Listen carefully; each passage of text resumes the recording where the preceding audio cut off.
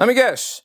You watched another 4 disturbing documentaries? How about you just, get a fucking job? I mean, can we just talk about the political and economic state of the world right now? Can we perhaps Pokemon go to the polls? Get them to have Pokemon go to the... I'm sorry, I'm starting this one off a bit more cheeky than usual. That's because I'm officially partnered with them. Why yes, Cheeky are the best bars of soap you'll ever use in your musty life. Cheeky is easy on sensitive skin, which I have. So I tested that theory, and guess what?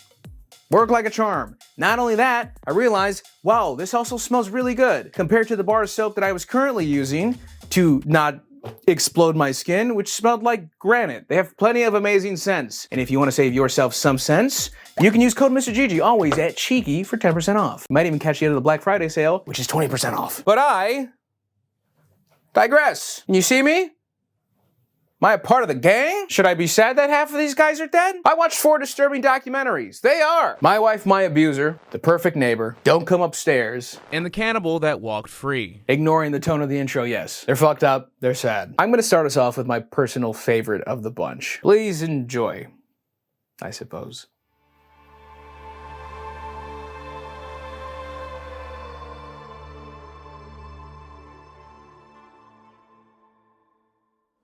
Holy shit, so many emotions. I laughed, I cried, I wanted to punch an old lady in the face. And that was all before I hit play. This documentary is super interesting because it is mostly comprised of body cam footage, just showing the events of a dispute between neighbors. There is no narrator, there are no traditional testimonials. It isn't really until the end of the doc that it starts to take on a more traditional approach to convey information to us. And I think I saw someone talk about how this new way of storytelling through body cam is going to flip the industry on its head. The new documentaries are gonna be crazy. And this doc is great, don't get me wrong. But if you spend any lick of time on YouTube, there are thousands of videos detailing horrific crimes using mostly the body cam footage that channel obtains. A very popular example could be the channel Explore With Us. Cops discover bodies in woman's trunk during traffic stop. Cops make horrific discovery in woman's soup pot. The key difference here being that lack of a narrator. I would say most, if not all, of the channels that post this type of content narrate to set the scene, bridge gaps, or deliver their analysis of what's being shown. How the perpetrator's acting, what they might be feeling psychologically. Oh, he twitched his arm, that's how you can tell that he's fucking guilty.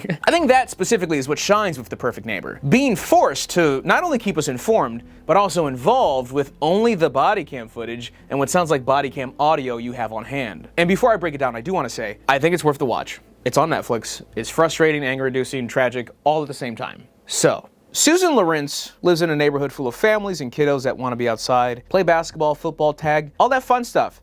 She doesn't like any of that. She will apparently yell at the kids, argue with the parents, and call the police repeatedly to complain about them. She really only has one fragile leg to stand on, and it's the potential trespassing of her property line, which is rather close to her property. The grass beyond it belongs to another man who has fully okayed the kids to play there, which they often do. Now, the easiest way to describe this woman, even though I don't like using this word, she's a Karen. To all the women named Karen in the audience watching, I stand with you. I'd also be pissed if my birth name became a meme because of a couple batshit ladies. Luckily, nobody with the name Michael has ever done anything wrong or controversial. Editor, there's no need to verify that, let's move on. We see about 7 documented incidents from February 2022 to June 2023. I'll summarize a bit, starting with the first we see from February 2022, where Susan here has a funny way of describing events as well as just sneaking in whatever extra accusations she can get in when speaking to police. She says that she was attacked by Ajika, or AJ, one of the neighboring moms. They apparently had gotten into an argument involving the no trespassing signs, and apparently AJ just yanked it out of the ground and beamed it at her. Just running start disc golf shit. Cool out hat throw. Got her right between the eyes, unconscious, 8 hours. The birds flying around just subsided. It sounds like AJ just grabbed it and tossed it. Or at the very least, vaguely tossed it in her direction as a nice little fuck you. It says that the sign hit her shin. Is that textbook assault?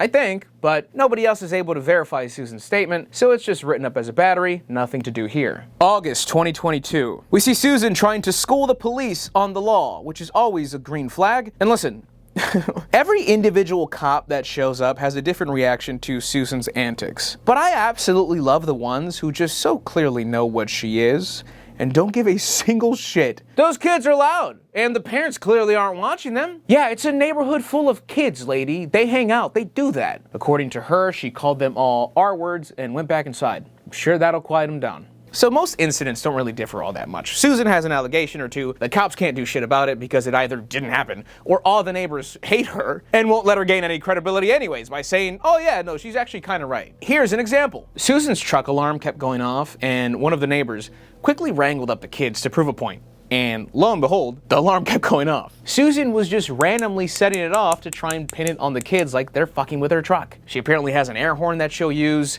Sometimes when she drives off, she'll just gun her engine. She records the kids to get evidence, I suppose. But any actual evidence of a crime is never brought up from her phone. It's more so Susan just zooming in as the kids yell, "Why are you recording us?" Like, yeah, that'll get the feds on your side. Hey, look at these 8-year-olds I recorded from the inside of my home as I breathe heavily. Oh my God, this woman needs our help. March 2023 is our first incident completely unrelated to the neighbors. A property owner calls cops after some lunatic rammed his gate, which he clarifies, no one's supposed to be back there anyway. But the last person who went back there and was stuck behind the gate, they looked at the sign on the gate, called the number on the sign, his number. He came and he let him out. Susan got back there somehow and said, fuck that, I know what those signs are capable of. Big owies. That was a good fucking slap. Ow? Relax, buddy. Jesus Christ. This officer also quickly loses his patience as Susan yells at him after he knocks. 1 minute! She barely wants to talk to him. She goes back inside even though he needs her to listen to her rights being read. She refuses to speak with him. And he's like, all right, bet. That guy wants to press charges, by the way. I'm gonna get some Chipotle. But she then pleads with him to stay and talk so she can explain her side. But I guess because she already refused to speak to him after reading her rights, she can't change her mind? Which, by the way, is that real? Is that a thing? He says he can't use anything she's gonna say at this point. Is that true? No takesies backsies? What if Miranda's wrong? So I think I can confidently say this part. Susan's racist. We hear allegations that she had told the kids that the field isn't the Underground Railroad, and that she has straight up just called them the N-word. And even though she's terrible, I still just thought, there's no way she actually said those things. There's no way, right? And we later get some clarification on this, but let me not get ahead of myself. I'll quickly go over the next two incidents. She said one of the kids was trying to lift their dog into the bed of her truck. I don't even get that from either side. Like, got her, I don't know. Then she says they threw a burnt trespassing sign on her property to send a message, but there's no evidence of the arson, just a burnt sign. She's like, check it out, it's right here. And it's like, okay, well, I mean, I could do that. To be fair, it is a lot of he said, she said. Susan makes all these allegations, and then the kids will tell people, she's flashed a gun at us before. Which, listen, I'm not gonna pretend like kids can't be little shits, right? Or they can't lie. But kids are also prone to being too honest. You hear it through every interaction that you're watching via the body cam. They'll just randomly jump in and say things unprompted because they want to share their experience. Kids can be sneaky, but for this big of a group to congregate to get their story straight for police when they don't know when Susan has summoned them,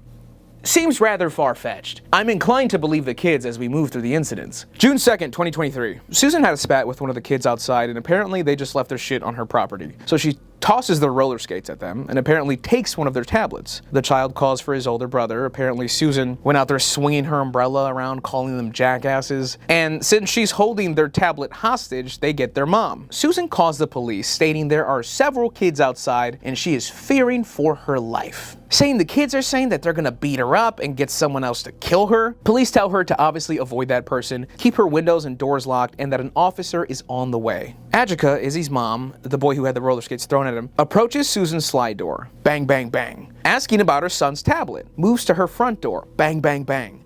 Come outside, bitch. Bang. Susan shoots through her front door and strikes AJ in her shoulder. And the following sequence of footage is the hardest to watch. We get a doorbell cam of Izzy screaming for someone to call 911 because his mom was just shot. Some kids start going outside, but nobody knows if the shooting is over, so they desperately try to keep everyone wrangled in while also running to attend AJ. Nobody knows what's happening. They just know that AJ just got shot. Susan calls the police again, this time telling them that she shot someone through her door. They're able to get a faint pulse from AJ as they rush to perform CPR as her kids are yelling for their mom. They get her into an ambulance and they call the kid's father to come to the scene. This entire portion has been chaotic. It's horrifying to see because we're right there in the midst of it all. And the worst hits us soon after when they pull the father to the side and we don't hear the officer, but he immediately breaks down. Ajika did not make it. And now their father has to break the news to his kids that their mother won't be coming back home. As Susan gets driven away in cuffs repeating, "I thought she was gonna kill me." This part is just brutal to watch. I understand why it's included, but it's just a jab to the heart as the father's breaking the news and the kids refuse to believe what they're hearing. The neighborhood one by one become privy to the news and each begin to mourn and attempt to comfort the kids. The father has to call Ajika's mom and tell her what happened. The next day, we get a look into Susan's interrogation, and this is unfortunately not a clean-cut arrest right off the bat. Susan is claiming that AJ was banging on the door, thinking she might gain entry and kill her. She says she feared for her life, so that's why she shot. Stand your ground law. Although her story immediately sucks, and I think it's important to point out when someone lies about the little shit, those should be the softballs, but she can't even be honest about those because everything she has said and done makes her look terrible. For example, the claim that she was swinging around the umbrella at the kids. She denies everything, by the way. It just kind of goes like, okay, well, did you have an umbrella? Yes. Okay, why? No, I thought it was raining. Why? What, did you not check? Like through your big ass blinds? Were you going somewhere? Were you going to your car? Like why were you going to hold an umbrella as you yelled at the kids? It's a dumbass lie by a dumbass person. So remember that racist thing I mentioned earlier? They ask her, and I don't know if they actually have it, but they ask, is there any reason why someone would have a video of you yelling the N-word? And she realizes that she can't lie here if someone did unknowingly have footage of that. And the fact that she wasn't even entirely sure tells me she's done it a lot. But she doesn't hesitate. I mean, it might have slipped. Okay. So just to reiterate, this isn't like you accidentally cussing and dropping an F-bomb in front of the kids, oh little whoopsie daisies. You're actively calling them that, and she somehow, and she keeps going. Like you remember long ago when Tana defended herself by saying, I thought that word just meant friend. Susan does a similar thing, except it somehow becomes more racist. She says, well, I was always taught that the N-word meant you were being unlawful, dirty, generally unpleasant.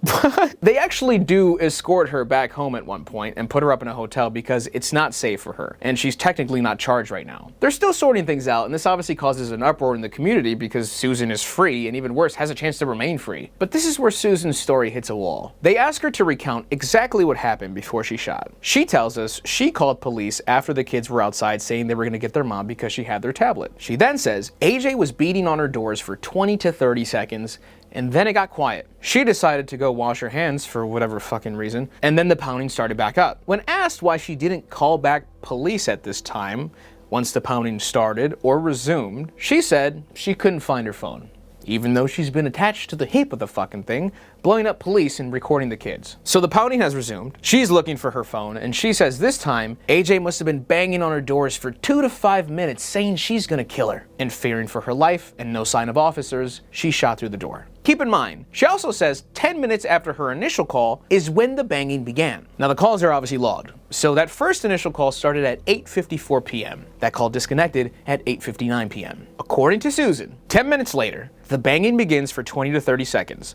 pauses, resumes for 2 to 5 minutes, and Susan then shoots and calls the police again, telling them what she's done. You clearly know she's exaggerating, like we know the logs say otherwise, but it somehow still made my fucking jaw drop. The first call disconnected at 8:59 p.m. and she called saying that she shot her at 9:01. So it apparently took her 2 minutes to lose her phone, wash her hands, fear for her life, grab her gun, shoot, magically find her phone, and dial 911. As she painted the picture of AJ relentlessly beating on her door for minutes. Not to mention, they also ask, if we look through your computer or phone, will we see something, about searches of self-defense or stand your ground law? And she says, oh heavens no.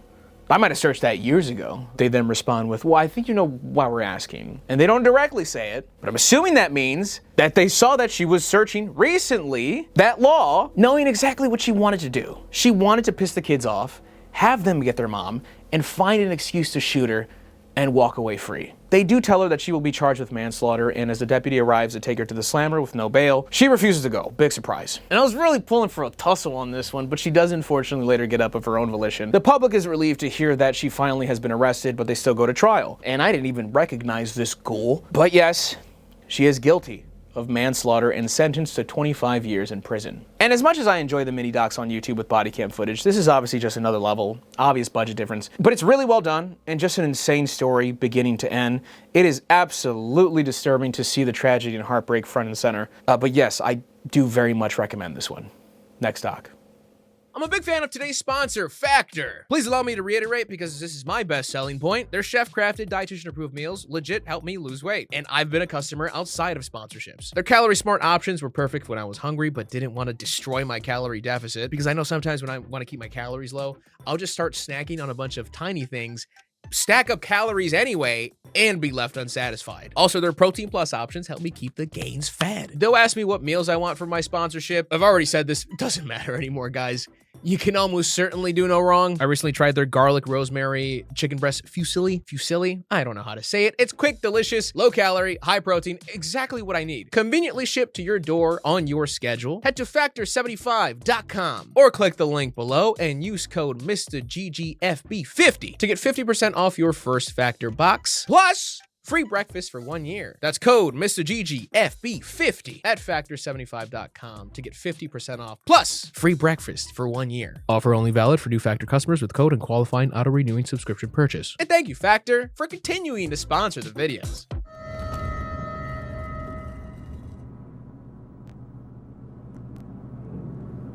What a weird doc. I still don't even really understand. Okay. Issei Sagawa is the Kobe Cannibal. He's this very strange little man that should have spent a lot of time in prison and should not have lived the life he lived. In this documentary, we not only discuss his crime, but the aftermath and speak to him personally about it all. Now, there are a lot of stories I've discussed in this series where justice did not prevail. That's gonna happen again right now, I apologize. But we'll somehow get an even worse ending than that. This one just bothers me. We spend too much time with this man. I want to insult him a lot, but he is dead now, so. Open season. Now don't you speak ill of the dead.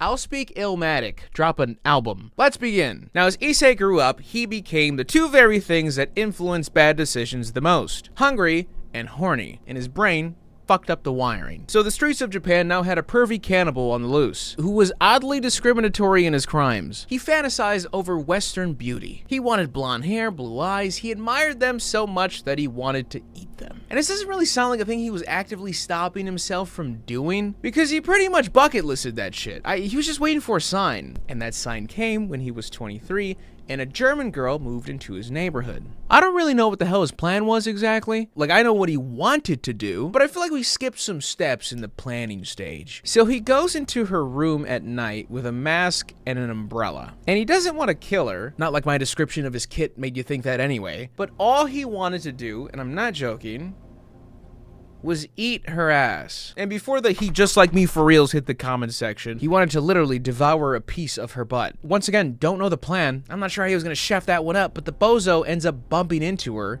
wakes her up, and I thought surely this is the point of the umbrella. But he instead tries to run away, and the girl actually grabs his stupid little ass and overpowers him, and he ends up charged for attempted rape. Now then, few things. Was this German girl just strong as hell?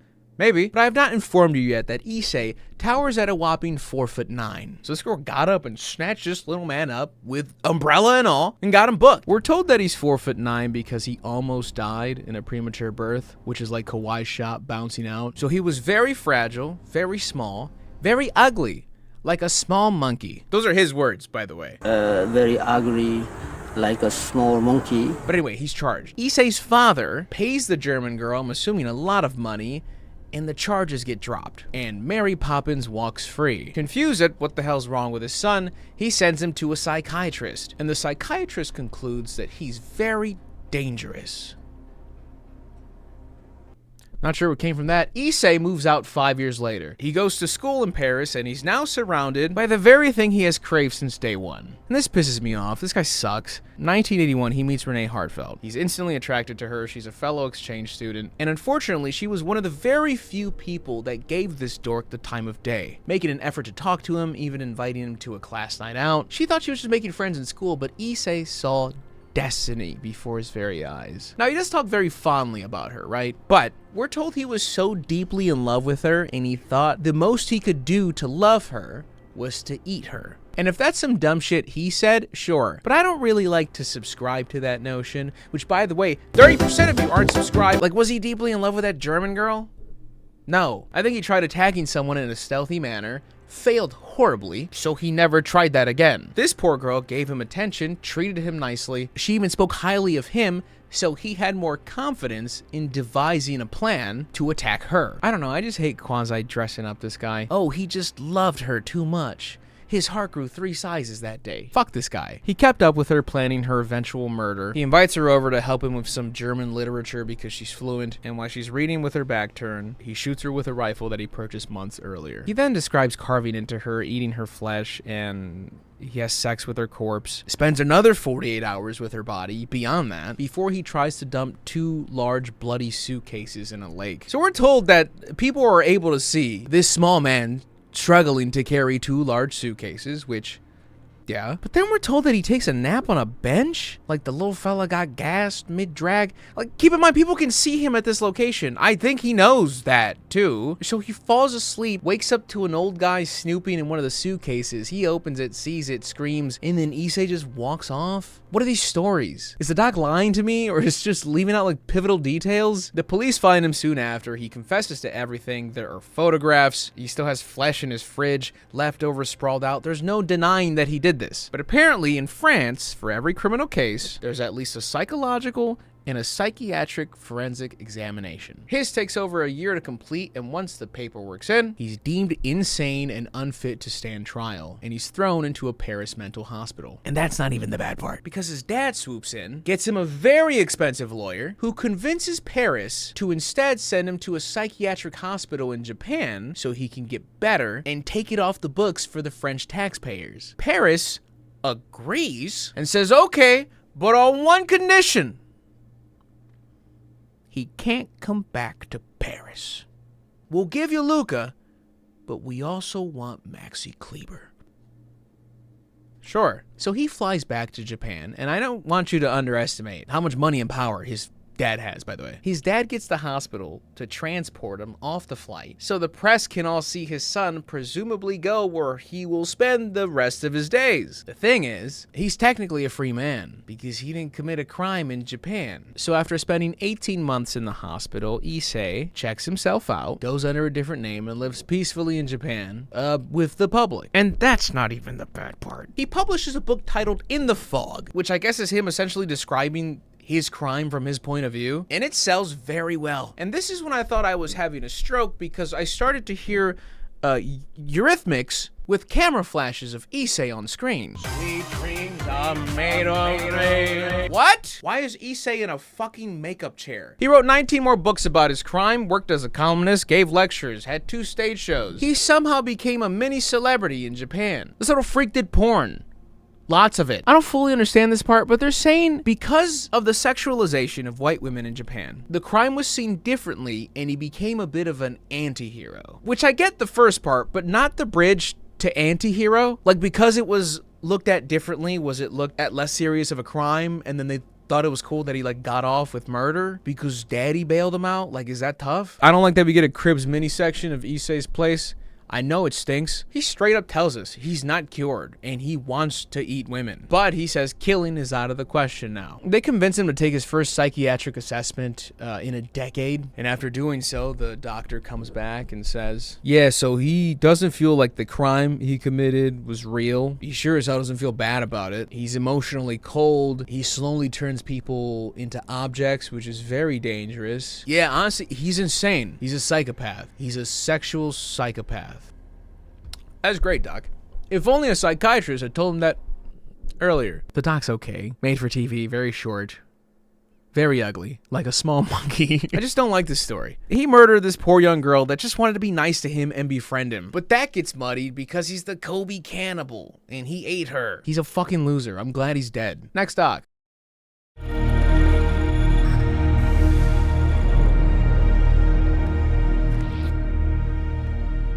This is a story of Richard Spencer and the abuse he faced for about 20 years from his wife, Cherie. And let's just get this part out of the way quick. Domestic violence is domestic violence. Do you often hear the roles reversed like this story? No. It's obviously far less common. Does that make it not abuse? Why would it?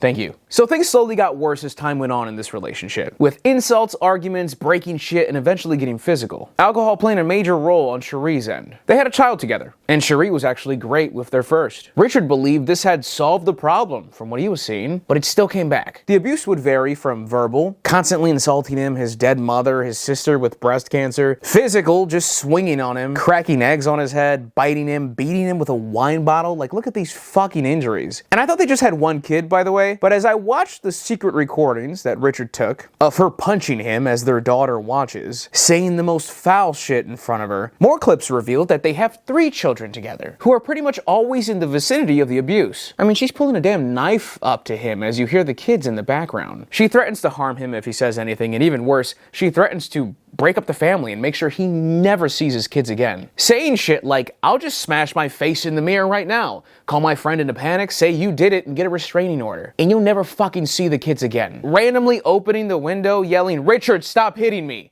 to start planting those seeds. She apparently has a random photo of her wrist bruised up in her camera roll too. Richard was afraid. He didn't want to leave his kids. He didn't want to bring this to a higher authority that might assume that he was also doing the same and declare them both unfit to take the kids. So whenever he faced abuse, he didn't retaliate. He knew that would ruin his chances of him ever coming out of this with his kids. He would only try to hold her hands down if the pain became too much. And anything else he just had to deal with. If she slashed his tires, we just had to figure that out. And the poor baby's stuck in the middle of this. Cherie telling them constantly about how their father is terrible. To go and tell the neighbors that they're afraid of daddy. Using his own babies against him. He tells a story of his eldest daughter, telling her that in those moments, tell mommy whatever you think she wants to hear, trying to keep them out of the crossfire. He has her agree as he gives her a wink, saying it doesn't matter what you say to mommy in front of me. A situation happening soon after where Cherie is asking her if she wants daddy to stay or go. And she responds that she wants daddy to go. As Cherie boasts, saying, you see, they don't even want you here. As his daughter then sneaks a smile to her dad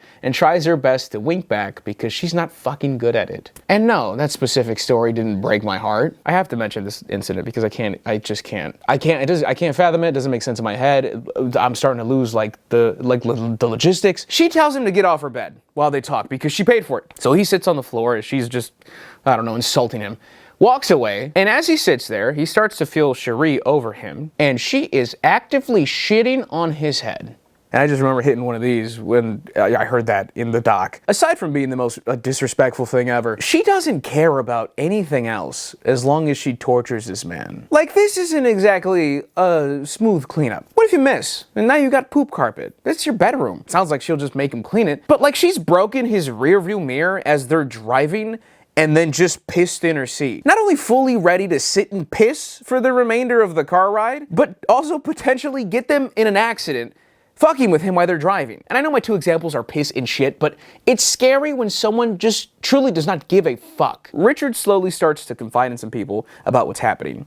And I believe one of his friends that he sent a clip of the abuse to, because he was trying to see if he was off track on how bad this is, sends it to police, and they show up at Richard's front door and put Cherie in cuffs. Keep in mind, the only reason he started secretly recording was because Cherie would threaten him with all this crap. He needed some sort of evidence on his end as well. So she gets taken away, and she's flirting with officers. She doesn't really care. They get to her interrogation, and she just lies. Talks negatively of Richard about how he works too much, he's always drinking, he's a secret drinker. And she actually admits that there's abuse in the household, but that it's tit for tat. They both just abuse each other. She doesn't break at all, by the way. She tells him all of this straight-faced. No emotion.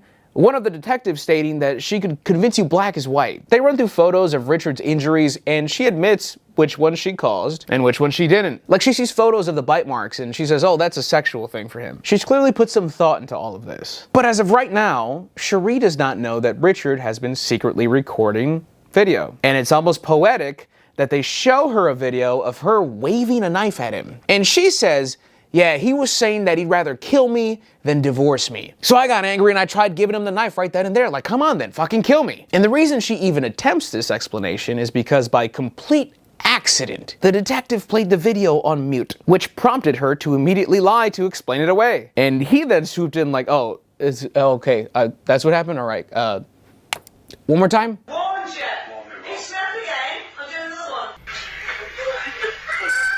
Buddy accidentally made a 200 IQ move in the Terradome. That's what I call the interrogation room. He admits it was an accident to us, and he's better than me.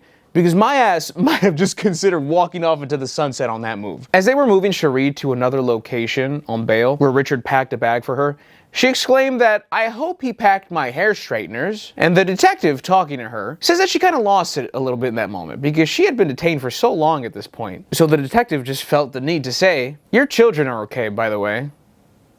Just the worst. Cherie was taking victim classes leading up to her trial, telling stories of surviving Richard, but at the last minute, for whatever reason, she pled guilty. And Cherie was convicted of coercive and controlling behavior and 3 counts of actual bodily harm. Currently serving a 4-year prison sentence, and Richard's finally got his girls. Now then, this doc's short, so we move through the story quickly. But as always, I cannot not discuss certain decisions made with the presentation. This doc unfortunately suffers from, we have so many assets, and we're gonna use all of them, even if it makes the viewing experience considerably worse. So Richard also recorded a lot of audio of Cherie insulting, I fucking hate you. threatening him, just saying really cruel shit. Which, yes, What's wrong with you? it helps solidify that she's horrible, even though I think we've got more than enough ammo on her. Oh, that's a big ball. And some of the audio even gives us direct examples of some of the accusations made. Oh, fucking But the doc just keeps doing it, You've had it very, very nice. interrupting the flow just to pause and be like, and here's another thing that she said. Bastard. It becomes a parody of itself at one point. And I also just kind of kept rolling my eyes at this Slenderman transition sound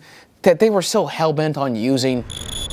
And listen, it could just be me. I also would have loved some more baked-in subtitles in certain areas because it is somewhat difficult to hear everything out. And I'm not gonna blame the accent because that's discriminatory, but it does not help.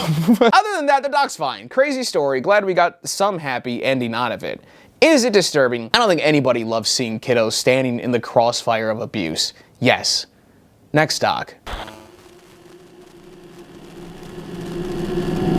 I'm going to end today's lineup on Don't Come Upstairs because this one won't make you feel like utter shit. I know our gimmick here is disturbing, but we've gotten more than our fair share of rather tame documentaries too. Like there was that one guy with the grill and the leg. You remember that? You remember Leg Grill Guy? Someone suggested this, and I'm so YouTube brain that I read the title, liked the title, saw the cover, liked the cover, said that's good enough for me. I was rather intrigued. Wait, why can't we go up the stairs? Wait, who is the hidden monster of mouthwashing? Spoiler alert. It's my voice acting in the video. This doc's rather short, but it focuses around Mike Lobel's father and the fact that growing up, even now, as grown adults starting their own families, he and his siblings didn't know what the hell their father did. They don't know. They don't know why he wouldn't be home sometimes, why he had multiple phones, why they were never allowed upstairs. The mail having different names. Mail used both ways in that situation, I suppose. Like Mike had to do an assignment for school where he had to ask his dad what he did for a living. Keep in mind he was 10 and needed to run it by him and he got yelled at. So he never asked again. This guy couldn't even fucking lie and be like, just write down the archaeologist. No one will give a shit about that. His brother Elliot, sister Melanie, and his mother also take part in the doc, sharing their experiences, and they had a rough outing as kids. Dad had a temper, would take it out on them, arguments, slamming doors, leaving the house, which they didn't know who this guy was outside of the house anyway. So they built this up for a bit, and I'll be honest, I was pulling for Hitman. Clearly the dad was very paranoid and had to upkeep anonymity, so he had to be in business with some bad people. And this whole time when they're talking about this, I'm thinking, the dad's dead, and they have to uncover the truth, go through old tapes, old files, old documents. But then Mike's like, the only way we can answer these questions is if my dad agrees to participate. Oh, you guys haven't... Okay. And Dad agrees to the interview, but only on the condition that the footage stays in his safe until he's dead. And only then can his son make this documentary. Really putting your son's career on pause there, Pops. But we do finally get our answer. So if you were to honestly say what the title of your job was, what's the term for that? Drug dealer? Oh.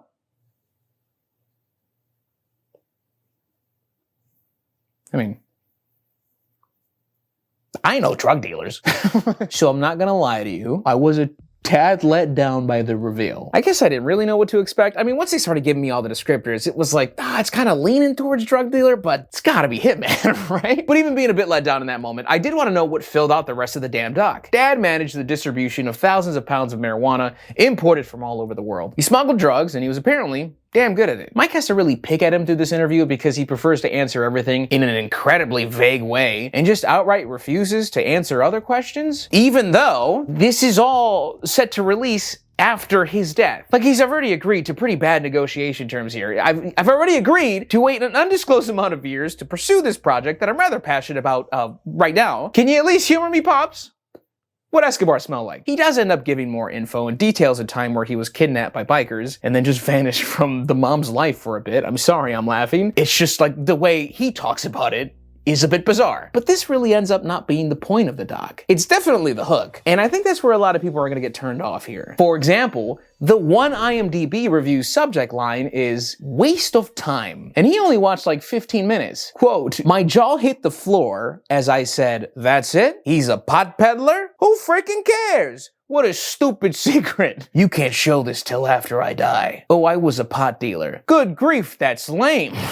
I don't feel as strongly as this fella, but I think what I ended up actually enjoying from the doc was the family aspect. 3 kids who couldn't trust their father, a mother stuck in the middle, and a dad who would brush a lot of their feelings off and didn't really see what his life choices actually did. He thought because the mob wasn't showing up to their door that he did a good job as a father. Well, you guys didn't feel the hard knocks that this life came with. But it's not that simple. I obviously know we've explored darker family dynamics through this series, but in a weird way, since this wasn't bad, and I don't say that to dismiss this family's struggles, we've just talked about some really heinous shit. I think I was able to just understand this story a lot more and relate to it. I think many can. The struggles and burden left with every individual family member as a result of the sins of the father. Those important conversations to begin some sort of healing process just not being had. Every child having similar issues, but expressing that pain in their own way. At the end of the doc, Mike manages to gather the family together to discuss something they somehow never have. And now they're having it for the first time on film of all things. And it's just interesting to see their personalities clash, the role each sibling takes in that tough conversation, the father's constant casual justification of it all. Cause he's like, yeah, you know, I was smuggling a bunch of pot, but like now pot's legal. So like, you know, I was just ahead of the curve, baby. Like, what? You were committing crimes, Dad. I don't know. By the end of it, I don't feel like it was a waste of time. And yes, obviously, the dad agreed to release the footage before he died, hence why we're watching this. Everything's obviously not perfect after this discussion, but everyone hopes there's at least something in place now to work on, encouraging open conversation and honesty. And the dad almost comically kind of drops a deuce on the way out. I hope you don't have any other daughters. That would be a real shock. Would it? Yeah. I do. What?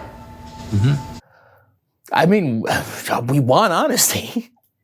But Jesus, Dad. I was wondering why you said, would it? Yes? Oh, because you do. It's kind of insane, but yes. I guess I'd rather know than not know at this point. Sure. It's an odd doc for sure. Easily one of the shortest I've watched. Not disturbing to me personally, more so just kind of interesting. And I think not the harshest landing for this lineup. Because I always feel weird ending on a heartbreaker and then just cutting immediately to a giggly outro. Like, hey, what's going on, guys? If you enjoyed this, like, I'm sorry for all the whiplash, guys. It's just that sometimes there's just not a bad one to end on.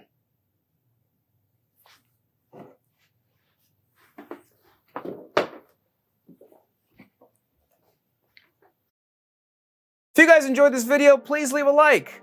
Or don't. That's okay if you want to withhold such a trivial thing from me when it can highly benefit me and my career. I hope you sleep well at night. Subscribe because I have more content coming your way. Don't forget I'm officially partnered with Cheeky. Code Mr. G, 10% off. Check it out. Black Friday sale might still be going on. And obviously Gamer Subs up boys, 10% off. Same code, baby. These are my lovely patrons over here who are owed many a Patreon exclusives, but they have quite the backlog. But I still owe them a lot. But they're great. I love them. They're so awesome, so cute. And as always, I am Mr. GG and I am out. Bye.